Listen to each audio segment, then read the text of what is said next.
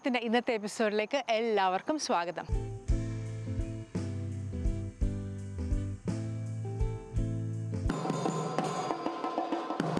I'm very happy to be part of this initiative and this celebration today at the board.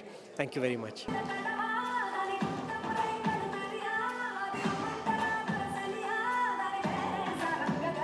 ഹിസ്റ്ററിയിൽ ആദ്യമായിട്ട് Dufferin feel Catholic school ബോർഡിൽ നമ്മൾ ഒരു ഇന്ത്യയുടെ independence day ഇന്ന് ആഘോഷിച്ചു.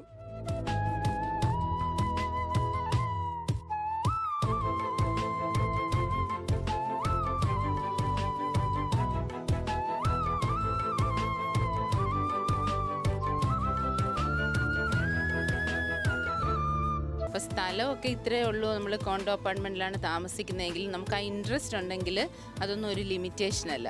പിന്നെ നമ്മുടെ ഒരു ഫ്രീ ടൈം ഒരു പ്രൊഡക്റ്റീവ് ആക്കുക എന്നുള്ള അതുകൊണ്ട് ഇൻട്രസ്റ്റ് റേറ്റ് കുറക്കുമ്പോൾ മാർക്കറ്റിലൊരു പോസിറ്റീവ് റെസ്പോൺസാണ് മാർക്കറ്റിൽ എപ്പോഴും ഉണ്ടാകുക. പക്ഷേ ഇപ്പോൾ എന്താണ് സംഭവിച്ചിരിക്കുന്നതെന്ന് പറഞ്ഞാൽ മാർക്കറ്റിൽ വലിയൊരു മാറ്റങ്ങൾ കണ്ടിട്ടില്ല.